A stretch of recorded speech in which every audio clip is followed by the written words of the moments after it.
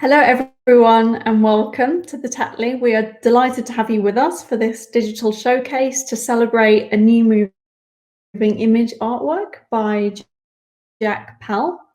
Jack's an artist based in Leeds, and his films combine a fantastical hybrid of sci-fi, history, and folklore. In a world of surreal humour and psychedelic imagery, characters recite verses pieced together from history books. The narratives take the form of otherworldly folk tales exploring class divides, forgotten histories, and imagined futures. He exhibited in Bloomberg New Contemporaries 2018 at Liverpool John Moores University and South London Gallery. He also co-founded the Leeds-based artist-led initiative called Freehold Projects.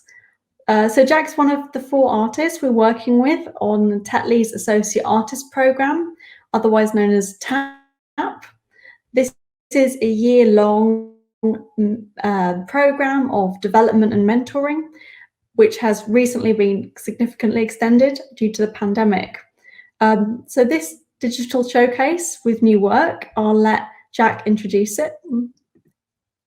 Hi, yeah, thanks, Georgia, and hi everyone. I'll just give a brief description of the film, just so you know what you're in for. So this film it's called Deep Sea Graffiti.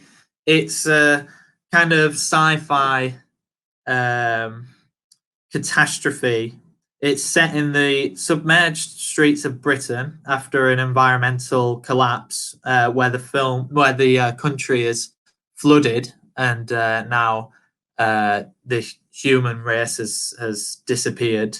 The submerged streets are now populated by this new race of fish type people. The sole protagonist is this fish character called Ichthyssey. He explores the streets of England, of Yorkshire in particular, and points out graffiti left behind by the humans. It's kind of used as a way to shed light on a kind of forgotten history of Yorkshire. So yeah, that's about what the film is. Brilliant. Thanks, Jack. So the film's currently on our website for 2 weeks, and accompanying these films now, we're just going to talk a bit about like the work, Jack's storyboards, and raw unedited footage to kind of think about process and practice as a whole. So Jack, can you maybe begin by talking about the inspiration and starting point for this work?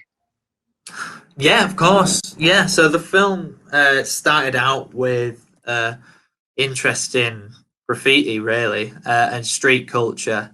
It's been something that I've wanted to incorporate into a film for a while. I've got this kind of, I guess, quite folky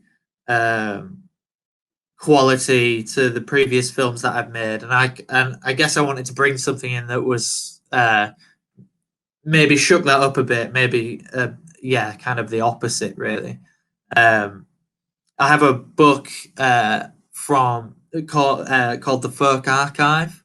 It's by Jeremy Deller and Alan Kane. I think it's to go along with an exhibition that they've hosted, or it's a sort of ongoing project where they've compiled images.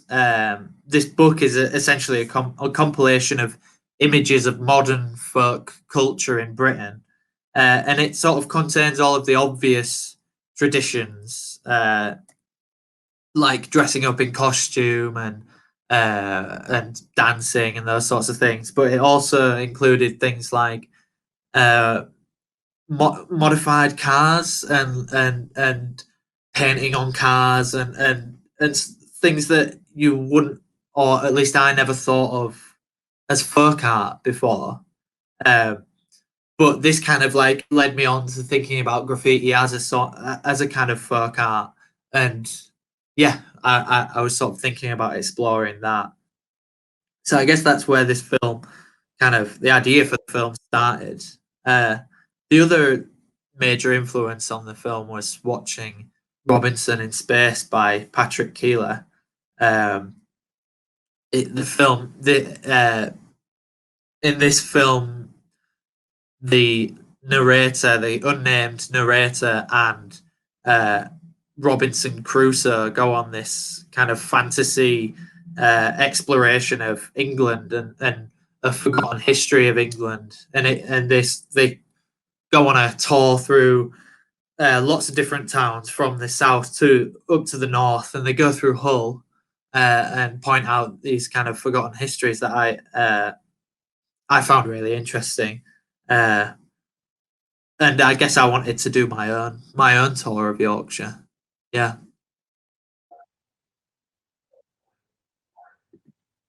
Thanks, Jack. Yeah, that's super interesting. I just really want to pull out that kind of your influences there a little, because I totally see like those kind of customized cars, and that is a specific kind of subculture, and it's got its own kind of cultural capital associated with these car mods, from kind of spoilers to wheel rims, exhaust and foil wraps, and even like the stickers have kind of like specific iconography.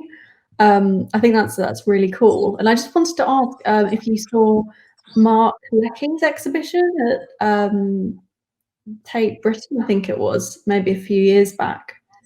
Yeah, the bridge, what was it called? I can't remember the name of it, but where he built the overpass to scale. Yeah, that one. Yeah. Yeah. I loved that show. I mean, Matt Leckie's another big influence on my work, and the sort of that combination of Adidas tracksuits that look kind of like almost like military uniforms, but it's combined with this idea of fairies and folk, and I guess that marriage of these two almost opposite things really, I find really interesting, and that was one of the things that really inspires me as well, seeing that show. Yeah, for sure. And I guess that leads on really nicely to thinking about the setting. So, what is really important to you when setting the scene for your work? And is this like the first decision you tend to make in your process? So, it is the first decision essentially, because the one of the most important things to the whole my whole practice is the setting, and the setting is always I mean, it has to connect to me. It has to be somewhere where I grew up or where I lived, where I've lived. Yeah. So everything I've done has been related to Yorkshire in some way, because I haven't ever lived outside of Yorkshire. So it's sort of a decision that's already been made. I guess Deep Sea Graffiti. It was it was just a matter of deciding which specific places to go to in Yorkshire. That was the decision making part of it. I mean, I knew I wanted it to be set in Yorkshire, but just where. I guess in other in other films I've made in Middle Heavens Community Farm, that's a kind of fantasy world, but sort of peeling back the layers, it's still very much connected to where I grew up, because I spent a lot of time on my dad's allotment growing up, and the whole aesthetic of an urban farm was I felt really was part of my kind of identity as well. So they're all set. The settings are already decided, I think, because it will be in Yorkshire basically, or it'll be wherever I live. Yeah.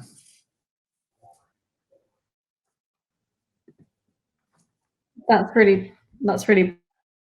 brilliant. And I think, your choice of location really shows a commitment that you have as an artist to kind of stay and retain your so many rich histories and layered meanings and locations that you can really draw out as really kind of strong material for your works. Yeah, if that makes sense. Yeah.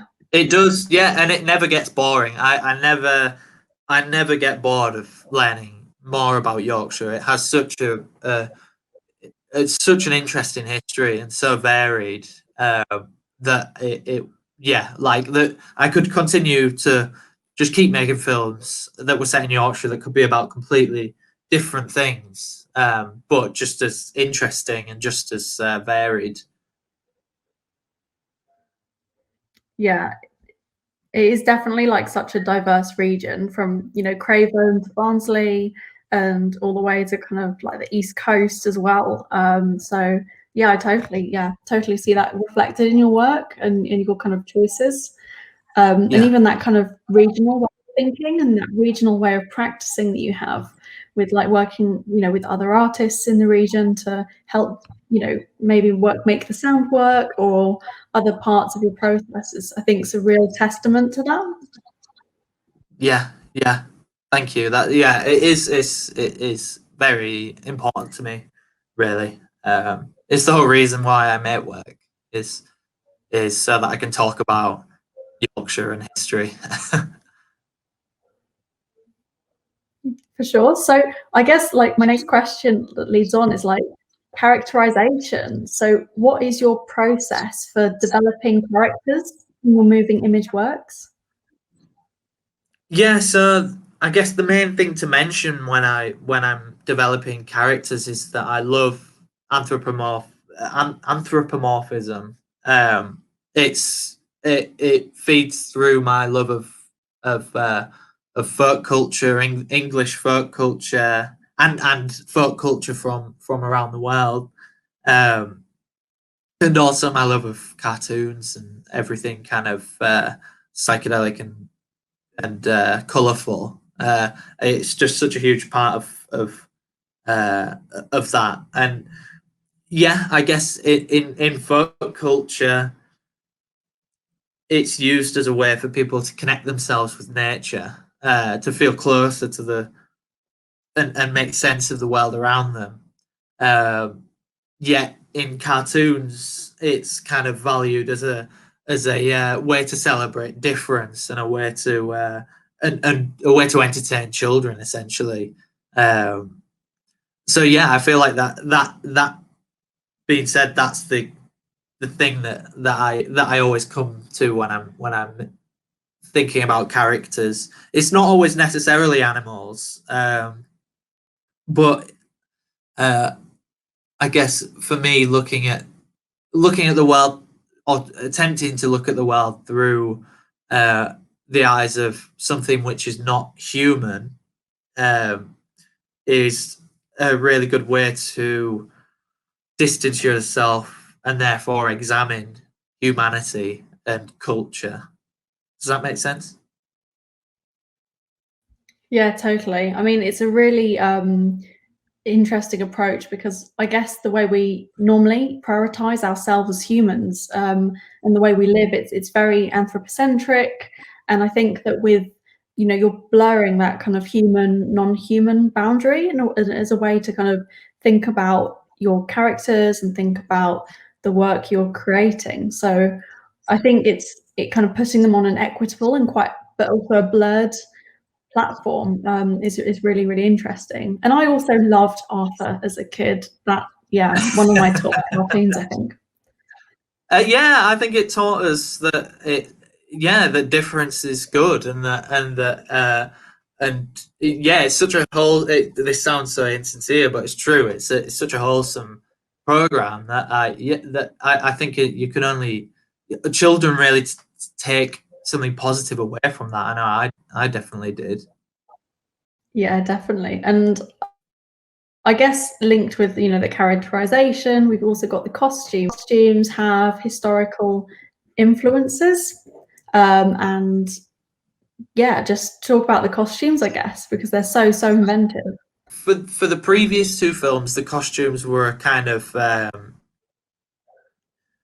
were directly linked to folk costumes in Middle Heavens Community Farm, for instance, which is where this screenshot is from. Is it's the natural patterns and the masks. It's that kind of direct method of characterization within folk. But I guess with Deep Sea Graffiti, I sort of wanted to go further with the costume, and it's sort of crammed with as many references as I could get into it. Really, it's well, historical references and other references that are related. The Kanzi, which is the jumper, that's I mean, you'd recognize it as traditional fisherman's gear. And this Ganzi in particular, it wasn't made by my grandma, but my grandma had it made for me by a friend a few years ago, and I've wanted to use it in a film for ages. I just think it's so great. But the kind of but then the mask, I think, is more of a kind of sci-fi reference. It looks like a kind of sci-fi helmet. I think it was based on the barrel eye fish. It's got this strange see-through head that's got the eyes on the inside that point directly upwards. So I found this bottle, the water tank bottle, and thought, well, I could fit my head in there and stick a couple of eyes on, and then I've got a barrel eye fish. But yeah, there's other references. The earrings are bits of rope that have been tied into figure 8 knots, kind of traditional sailing knots. And the necklace was inspired by grotesque faces. They kind of appear throughout lots of different cultures in the world. You could look at Native American or Chinese art, and you would see these kind of grotesque faces. I kind of wanted to make it, cross those different cultures, really. And then the skirt has its own graffiti on. It's got the this is quite a funny clip. It's just the necklace giving up. That's brilliant. Wow, that's really brilliant. And I tied it with stronger string after that. But yeah, what was it? I was talking about the skirt. You can see in here the skirt has graffiti on it. I painted graffiti onto the skirt. I liked the idea that Ichthyssey would sort of write on his own, scribble quotes on his own clothes, with his kind of fascination with graffiti. I've got this designs here. And then there's the black gloves, which kind of look like they're for fish packing, and it's hard to see in the film, but the badges on the jumper have Ogham writing on. It's the ancient Druid language, sort of script. If I can get back to that picture, you can just see in there on the badges on the jumper have these kind of symbols on. Yeah, that's based on the Druid language. So yeah, there's a kind of real. I've really tried to pack in the references in the costume. Yeah, you definitely have. And I think it was just such a delight to go into the residency studio at the Tetley and see this amazing kind of water bottle head helmet type thing. Can I ask, are you wearing a kind of green hood, a green screen costume under there? Yeah. So underneath the costume, there's I've got a green morph suit. I'm so glad it worked in post production. But yeah, the idea was that if I have my head covered, my face covered with the green morph suit, that will disappear into the helmet when I do the keying at the end of production, which thankfully worked. And in you'll see in the actual film that the head disappears. You don't see my head in the costume.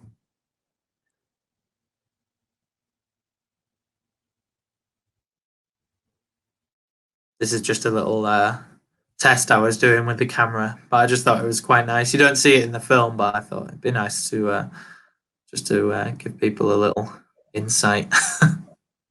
Yeah, no, I think it's really nice to see how like the character kind of blends into its own surroundings as well as tries to kind of present them to us. So you've kind of got these different layers of interpretation. Yeah, absolutely. And the film it nearly broke my computer because of the amount of layers that are in that film. There's the top layer, which is just the kind of little graphics of sea mist and little particles floating around, and then I've got then they've got the fish floating around on top of that, and then the character, and then the background, and it just the kind of I guess it reflects the layers of interpretation. But yeah, it's also like that kind of animation was just too much for my computer, really. I love how your work has such kind of a maker quality to it, even though it is digital moving image. As an animation, you've really got kind of quite a painterly, illustrative feel to it as well. Yeah, I always try to retain some of that quality. I think if I skip ahead a few slides, I can. Yeah, I've got the original sort of painted graphics here, and that's something that I find quite important to keep, because you don't really see it in films very often, at least films that are made in this way. Generally, there's a sort of a, a tendency to keep things looking digital and as pristine and perfect as possible, and that's not necessarily something I can do. But I guess that for me that's a benefit, because I can make it look like something that's handmade. I find it easier to make something that's I find it easier to make something with paint and with pen than I do designing something on a computer. So scanning something in and merging it with the digital technology is something that I find it easier to do, and also I think it helps to retain a certain quality that I like. That's great. And I guess in terms of your other original content, I was just going to ask about which language or languages influence the text and dialogue within Deep Sea Graffiti, and why were you interested in the languages in particular? Yeah, so the language of the film, it really just comes from my method of writing scripts, which is quite a standard method for it's been used by people like David Bowie and other songwriters. basically I have a few books that I've cut up all of the pages and all the words, mix them up in a box, and just take words out and piece them together. It's sort of like history and poetry, and yeah, like just sticking those words next to each other on the page. It might not necessarily make sense, but it kind of creates something that you wouldn't have thought of on your own. For me, that creates much more interesting scripts and interesting dialogue than if I was to just go straight at it and start writing myself. So yeah, the after that, there's a kind of process of editing down, and making it flow together more naturally. But I think when you watch the film, you'll still kind of see a lot of different styles within the dialogue, styles of writing. Some of it sounds like kind of direct historical history writing, and then it sort of like meanders into like poetic rambling. It sort of goes from making quite a lot of sense and being quite clear into like obscurity. I guess for me that helps to give the character a sense of distance from us. You know, this creature would have a different language and have a different dialect to humans. I think that, yeah, I quite like that about it. The thing I've got up on screen now, that this kind of inspired the visual aspect of the language in the film. So I created my own font for the titles. I've got the kind of original document there. That was inspired by science fiction languages that have been created for films like Star Wars. These ones are from Star Wars and Doctor Who. It's just these kind of simple scriptures that correspond to English, where they can just like make their own language. Essentially, helps give science fiction a sense of like authenticity, and like with my film, like a distance from humanity. So yeah, the first one is Star Wars. The one on the right is Doctor Who, the Time Lord language, and also video games like Halo is the I think the language is the Covenant language on the top there, which is just I guess there's a real kind of nice creativity been put into it. It's just different triangles that have been pieced together, and on the bottom there, that's the language from the game Dead Space.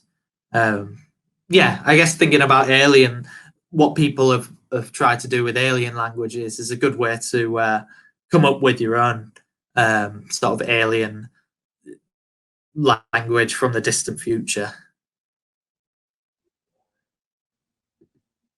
Yeah, for sure. And a lot of kind of video games take their inspiration as well from kind of Old Norse language too. And I guess, is there that geographical link in terms of, kind of the ancient Druid language, those kind of, I don't know, you've got very kind of such broad references for your language, even from, from the Lucky Dip and taking words and sayings out all the way to kind of cultural gaming references too. I think that's really kind of interesting amalgamation, and a really imaginative way of approaching it. Oh, thank you. Yeah, and yeah, in terms of place names and the way in the film, I've changed the names of the towns that I visit to a kind of developed version of what that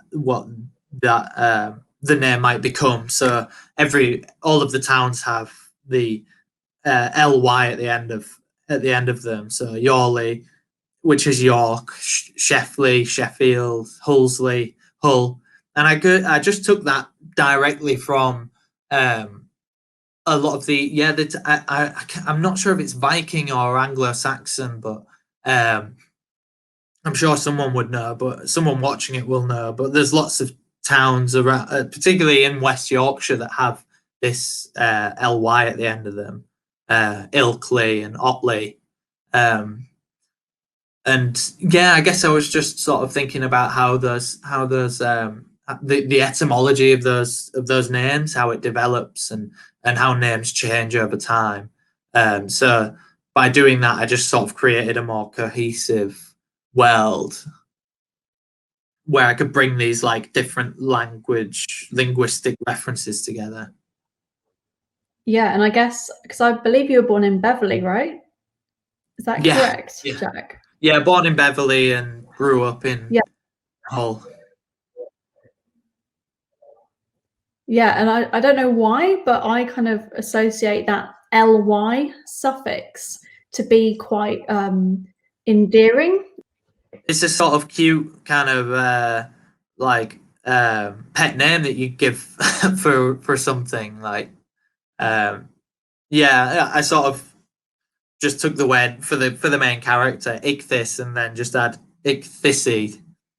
Just add the y onto the end. It just sounds a bit more like a pet name, which I quite I quite like that. I guess like one of my next questions is maybe kind of can you chat a bit about how you approach editing and the post-production is in part of your process, because you've kind of briefly talked about it, but it will be really good to see how you make use of digital tools for sound and visual effects. Yeah.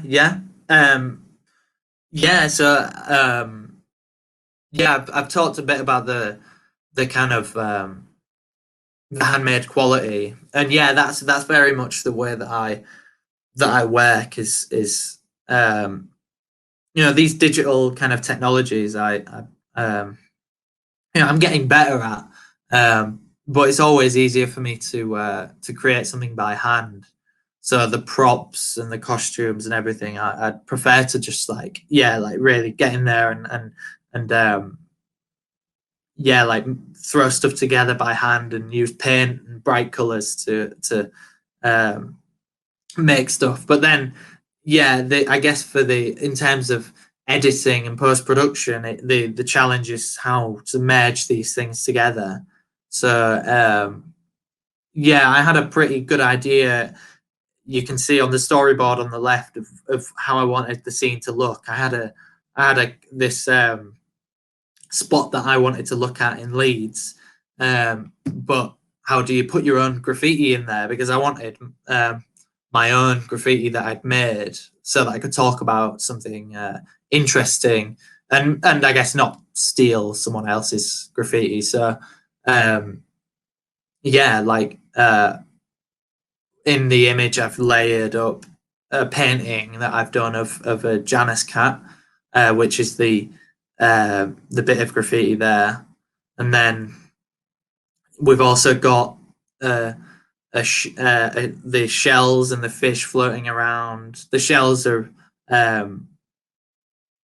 been created like physical models, and then I just filmed them in front of a green screen. And then using kind of simple tools, you can get rid of the background and put them in there. The fish is just done with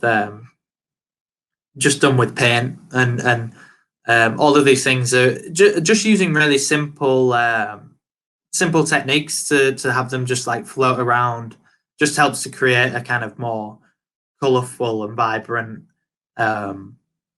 sort of visual atmosphere. And then in terms of sound, it's really kind of the same thing. This kind of incorporating analog and digital sounds. When you watch the film and you hear the soundtrack, there's the sound of me banging on a metal water bottle just to create a kind of like beat. And that's then I just use simple kind of sound editing programs to merge that sound with a digital drum beat. There's also like all the sounds of like swishing water. I don't pretend to have like particular skills in sound editing, but I guess it's just trying to think creatively about how everyday sounds could help to make this whole film feel a bit more interesting, I suppose. I guess kind of one burning question I have is how you managed to get the kind of bubbly voice sound, and that kind of, the bubbly dialogue.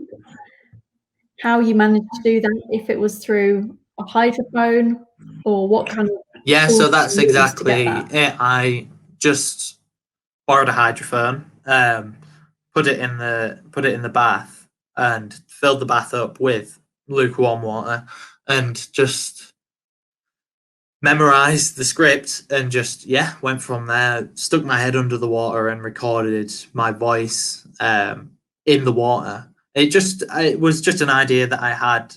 What would this fish sound like if they were speaking in English? They'd be speaking underwater, so why not record my voice underwater? So that's what I did. So the voice you hear in the film is just my voice in the bath. Speaking from the script. That's really cool and inventive. I guess my last question is there anything else you wanted to chat about this work? Or what is next for you? So with Deep Sea Graffiti, I guess hopefully what we've talked about today will give people an insight into how I made it, and I hope they enjoy it, really. But what's coming next? I've got a film that I'm working on. It's called Chronicle Chimney. It'll be set in Leeds. It's kind of it will be a kind of short animation. I told myself I didn't want to do animation again after this, after Deep Sea Graffiti, but I've kind of gone against that, and I'll try to ruin my laptop for a second time. But it's going to be a combination of different animation techniques I've used before, but also stop motion, which I haven't used yet. So I'm quite excited for that. It's the story of. It will be a kind of alternative history of Leeds, as told from the perspective of chimneys, terraced house chimneys. These chimneys will sit on top of if anyone, people listening who live in Leeds will know what I'm talking about. There's just endless rows of terrace houses, red brick terrace houses that were built for the factory workers in the last century. These chimneys, it's just going to roll along the rooftops, and these chimneys will kind of talk about their past and present tenants. I've got a sort of, I can show here a kind of short test animation that I've done. Might give people an idea of where I'm sort of going with it. But that's what's coming up. Wow, that looks really, really incredible. I'm already really excited to see this work in development. I didn't realize that there were so many kind of different types and shapes of chimney around. It's not something I really noticed before, but I used to live in like the asbestos land in Armley. So I should look up more when I'm around there.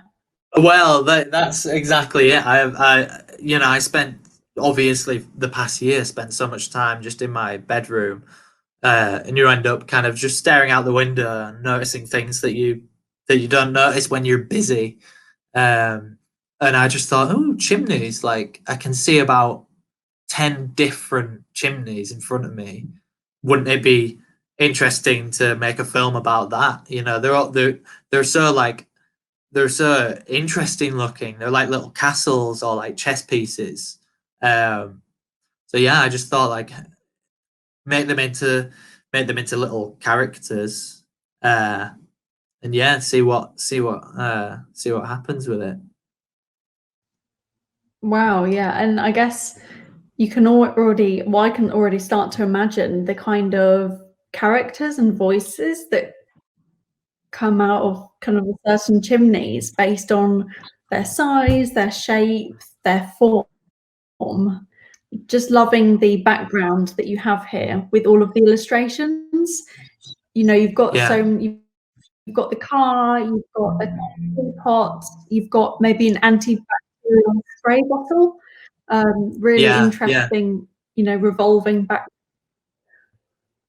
Yeah, the background is based on a it's a book. It was actually bought for me as a present. It's the 17th century Book of Miracles. It's a German book of just of several anonymous artists who chronicled the just a series of miracles that they experienced throughout the 16th and 17th century. There's things like there's loads of comets. Like I'd say about 50% of the miracles have something to do with a comet flying across the sky with like an arm with an arm holding a sword or something like that. Or they have these things called parhelias. They're kind of like half rainbows that reflects off the sun, and there's about like 20 different paintings of different shapes of rainbows.